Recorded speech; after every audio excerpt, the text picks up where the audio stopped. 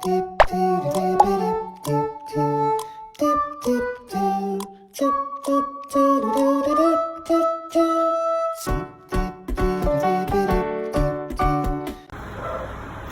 kita mendengarkan firman Tuhan, mari kita bersatu di dalam doa. Kita berdoa. Allah Bapa kami yang baik, Allah Bapa kami yang bertahta di dalam kerajaan surga, terima kasih Tuhan untuk kasih penyertaan Tuhan kepada kami sehingga kami dapat berkumpul di tempat ini tanpa kekurangan suatu apapun ya Bapa. Ya Bapa, sebentar lagi kami akan mendengarkan sebagian dari firman-Mu. Kiranya Tuhan yang hadir di tengah-tengah kami, kiranya Tuhan yang mengurapi kami pribadi lepas pribadi ya Bapa. Ya Bapa, kami serahkan peribadahan kami ke dalam tangan pengasihan-Mu. Dalam nama Yesus kami berdoa dan mengucap syukur. Amin. Shalom, saudara-saudari yang dikasihi Tuhan. Sebelum kita mendengarkan firman Tuhan, mari kita buka Alkitab kita dari Matius 5 ayat 43 sampai 45. Matius 5 ayat 43 sampai 45, beginilah firman Tuhan. Kamu telah mendengarkan firman, kasihilah sesamamu manusia dan bencilah musuhmu. Tetapi aku berkata kepadamu, kasihinilah musuhmu dan bertobatlah bagi mereka yang menganiaya kamu. Karena dengan demikianlah kamu menjadi anak-anak Bapamu yang di sorga, yang menerbitkan matahari bagi orang yang jahat dan orang yang baik, dan menurunkan hujan bagi orang yang benar dan orang yang tidak benar. Tema kita pada hari ini yang sampai kepada kita yaitu Love Your Haters, yang artinya cintailah pembencimu. Saudara-saudari yang dikasihi Tuhan, pernahkah kalian merasa disakiti, dihianati, atau punya orang yang kalian anggap sebagai musuh karena memperlakukan kalian dengan tidak adil? Secara alami, kita ingin membalas dendam. Dunia berkata ataupun mengajarkan kita kalau dia jahat, lawan. Tapi Yesus justru berkata, kasihanilah musuhmu dan berdoalah bagi orang yang menganiaya kamu. Ajaran ini bukan hanya sulit, tapi mustahil. Tapi inilah panggilan untuk menjadi anak-anak Allah di tengah dunia yang penuh luka dan balas dendam. Saudara-saudari yang dikasihi Tuhan, coba kenali siapa haters dalam hidupmu. Coba, siapa musuh itu? Musuh bukan orang asing, tetapi bisa jadi teman yang menyakitkan, rekan yang menghina, bahkan orang yang pernah dekat dengan kita. Kalau pada zaman sekarang, zaman dimana anak muda sering menjelekkan orang lain ataupun temannya di sosial media, orang yang menggosip, guru yang tidak bertindak adil kepada muridnya, bahkan ada mantan yang masih melukai. Nah, saudara-saudari yang dikasihi Tuhan, apakah kita pernah di dalam posisi itu? Bisa kita jawab di dalam hati kita bahwa kita pernah di dalam posisi itu. Nah, ketika kita ada di dalam posisi itu, apa yang mau kita lakukan? Pasti kita mau membalas dendam secara duniawi. Tetapi Tuhan tidak pernah mengajarkan balas dendam kepada kita. Bahkan Tuhan mengajarkan, kasihinilah musuhmu, jangan balas dendam. Nah, mungkin kita pernah memiliki teman yang menjelekkan kita di belakang kita, bahkan pernah membuat hati kita terluka. Tetapi love your haters, cintailah pembencimu. Mungkin sulit bagi kita untuk mencintai pembenci kita, tetapi ketika kita telah membaca firman Tuhan dan memakaikannya di dalam kehidupan kita, kita harus bisa love your haters, mencintai pembenci kita sendiri. Nah, mengapa kita harus mengasihi musuh? Nah, karena Tuhan adalah kasih. Tuhan tidak pilih kasih, Ia memberi matahari dan hujan untuk semua orang. Nah, saudara-saudari yang dikasihi Tuhan, mungkin pada masa Tuhan Yesus banyak yang tidak menyukai Tuhan, tapi Tuhan masih memberi kasih kepada orang itu, kepada orang banyak. Bahkan dia mampu ataupun rela disalibkan di kayu salib. Nah, karena Tuhan adalah kasih, sama seperti kita. Kalau kita anak Tuhan, kita harus bisa memberi kasih. Kita harus bisa mengasihi musuh kita. Bukan berarti kita harus mengasihi yang tidak musuh kita, tetapi kita harus mampu, harus bisa mengasihi musuh kita.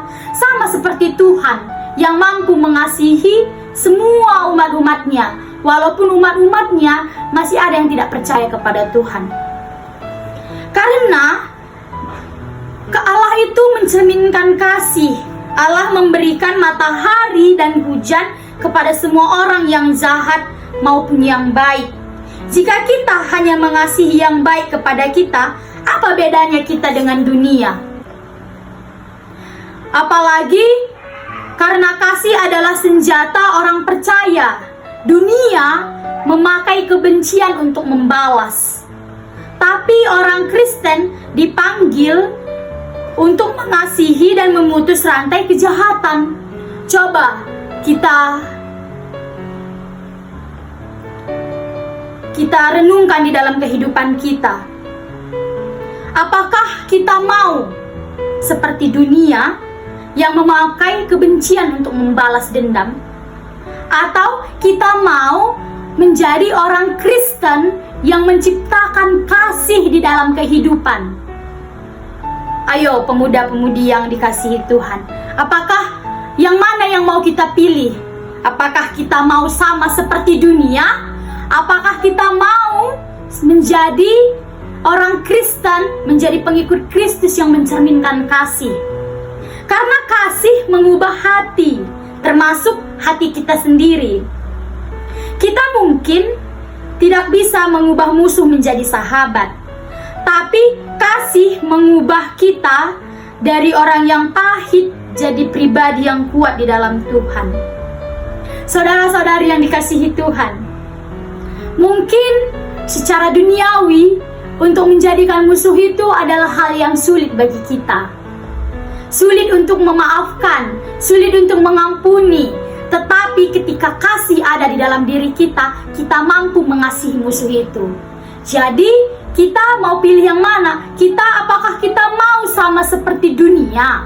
Apakah kita mau menjadi pemuda Kristen yang sejati, yang mau mencerminkan kasih itu di dalam diri kita?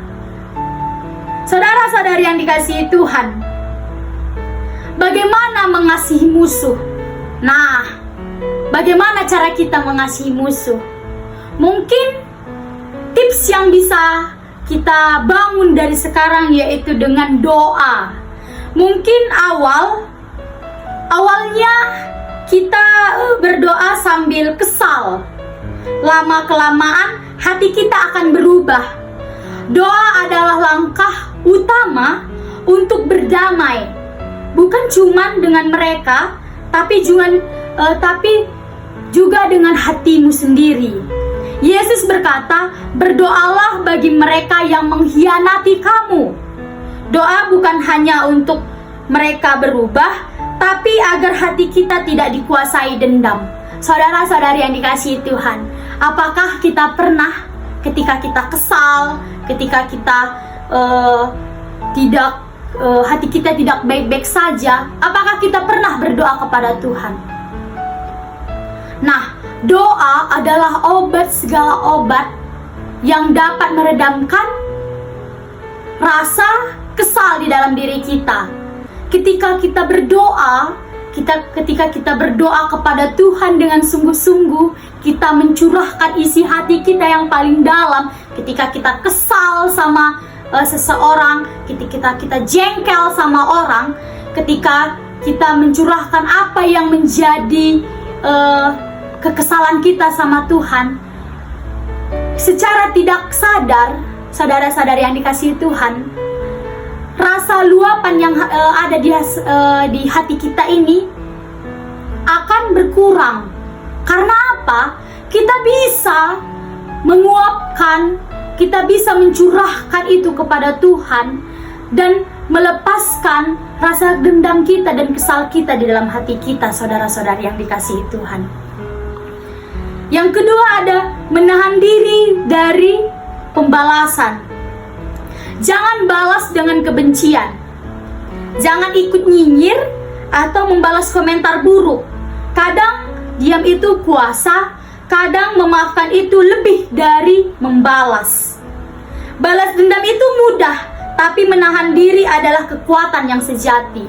Nah, kita pilih yang mana nih?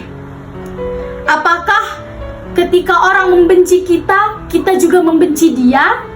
Ketika orang lain menyinyir kita di dunia sosmed atau sosial media, apakah kita juga ikut menyinyir mereka di sosial media? Tetapi Tuhan tidak pernah mengajarkan itu, saudara-saudari yang dikasihi Tuhan. Karena Tuhan tidak pernah mengatakan balas dendam. Tuhan tidak pernah mengajarkan itu, tetapi Tuhan mengajarkan kasih. Kasih, love your haters. Cintai pembencimu. Nah, yang ketiga, dengan memberi tanggapan yang tidak terduga. Jangan ikut toksik. Jangan pernah ikut toksik ya. Balas dendam, sikap lembut dan bijaksana. Contohnya saat dijelekkan, tetap berkata baik. Saat dikucilkan, tetap bersikap ramah. Toksik artinya sifat yang beracun atau merugikan yang dimiliki seseorang, seperti manipulatif, egois, atau suka merendahkan orang lain. Nah, apakah kita mau ikutan toksik di dalam perkembangan dunia yang tidak tahu ataupun tidak akan habis di dalam kehidupan ini? Tetapi kita sebagai pemuda-pemudi Kristen yang dikasihi Tuhan, kita harus bisa menciptakan kasih itu di dalam diri kita. Mari kita katakan dalam diri kita, aku mau mencintai musuhku. Love your haters, cintai pembencimu. Nah, yang menjadi refleksi kita pada hari ini yaitu, siapa yang paling sulit kamu kasihi hari ini? Ayo, kita jawab di dalam hati kita. Siapa yang paling sulit kita kasihi pada hari ini? Apakah teman? Apakah orang tua? Apakah orang di dekat kita? Kita bisa jawab di dalam diri kita sendiri, di dalam hati kita. Adakah luka yang belum kamu lepaskan? Nah, saudara-saudari yang dikasihi Tuhan, ketika kita tetap menyimpan luka di dalam hati kita, bukan hanya kita menaruh beban di dalam hidup kita, tetapi kita bisa menimbulkan penyakit di dalam diri kita. Karena ketika kita menumpukan rasa luka-luka itu, itulah yang menyebabkan penyakit. Nah, maukah kamu memulai mendoakan orang itu dalam malam ini? Coba kita jawab di dalam hati diri kita. Apakah kamu sudah mau untuk memaafkan, sudah mau memberikan kasih di dalam orang itu? Kalau kamu sudah mau memberikan kasih, mari malam ini kita coba untuk mendoakan musuh kita itu. Mari kita sama-sama mendoakan musuh kita itu. Nah, Yesus tidak menunggu kita layak untuk dikasihi. Dia datang lebih dulu. Sekarang dia memanggil kita untuk melakukan hal yang sama. Coba kita katakan di dalam hati kita, Tuhan, aku mau belajar mengasihi musuhku. Aku mau menjadi cerminan kasih-Mu di dunia ini. Mari sama-sama kita katakan, Tuhan, aku mau belajar mengasihi musuhku. Aku mau jadi cerminan kasih-Mu di dunia ini. Mengasihi musuh, saudara-saudari yang dikasihi Tuhan, bukan tanda kelemahan. Bukan tanda kelemahan, tapi tanda kematangan rohani kita di dalam diri kita. Yesus telah melakukannya, bahkan dia rela telah disalibkan di kayu salib. Dia berkata, ampunilah mereka. Ketika Tuhan telah berada di kayu salib, dia disalibkan, tetapi Tuhan berkata, ampunilah dia Bapa, karena mereka tidak tahu apa yang mereka perbuat. Nah, kalau kita mau seperti Yesus, maka kita harus mulai belajar mengasihi, bahkan yang membenci kita. Jadi, bukan berarti kita harus mengasihi yang mengasihi kita, tetapi kita harus bisa mampu mengasihi orang yang tidak mengasihi kita, bahkan musuh kita sekalipun. Yang menganggap diri kita adalah musuh, kita harus bisa memberikan kasih kepadanya agar apa? Agar orang itu bisa melihat kasih Kristus di dalam diri kita. Nah, jika itu kerinduan hatimu, mari bawa hatimu dalam doa. Biarlah kasih Kristus membebaskan kamu dari kepahitan dan memenuhi dirimu dengan damai. Maukah kamu berkata, Tuhan, aku mau mengasihi musuhku, aku mau menjadi cerminan kasih-Mu di dunia ini. Love your haters. Bukan karena layak, tapi karena kita adalah anak-anak Allah yang mencerminkan kasih yang tak bersyarat. Jadi kita harus bisa menciptakan kasih di dalam hidup kita agar kita bisa menciptakan kasih untuk orang lain. Biarlah diri kita menjadi perpanjangan tangan Tuhan di dalam dunia ini untuk menciptakan kasih yang mengasihi orang lain. Mengasihi yang mengasihi musuh, bahkan mengasihi orang yang tidak suka dengan kita. Kita harus bisa mengasihi itu. Jadi kita harus bisa menjadi love your haters, mencintai pembencimu. Jadi demikianlah firman Tuhan yang sampai kepada kita pada hari ini. Jangan pernah menyimpan dendam di dalam hatimu. Marilah kita semua menjadi penerang-penerang Kristus di dunia yang menciptakan kasih kepada dunia yang membenci kita, bahkan tidak suka dengan kita. Mari kita bersatu di dalam doa. Allah Bapa kami yang bertahta di dalam kerajaan surga, terima kasih Tuhan untuk kasih penyertaan Tuhan kepada kami, di mana kami telah selesai mendengarkan firman Tuhan. Kiranya apa yang menjadi firman Tuhan pada hari ini dapat kami pakaikan di dalam kehidupan kami. Kami mau mencintai musuh kami Tuhan. Kami mau menjadi terang menerang Tuhan di dalam dunia ini. Kami mau menciptakan kasih itu ya Tuhan. Tuhan, kiranya Tuhan yang tetap membimbing kami, Tuhan yang tetap menyertai kami, sehingga kami dapat menciptakan love your haters di dalam dunia ini ya Bapa. Ya Bapa, kami serahkan kehidupan kami ke dalam tangan pengasihan-Mu. Dalam nama Yesus kami berdoa dan mengucap syukur. Amin. Shalom.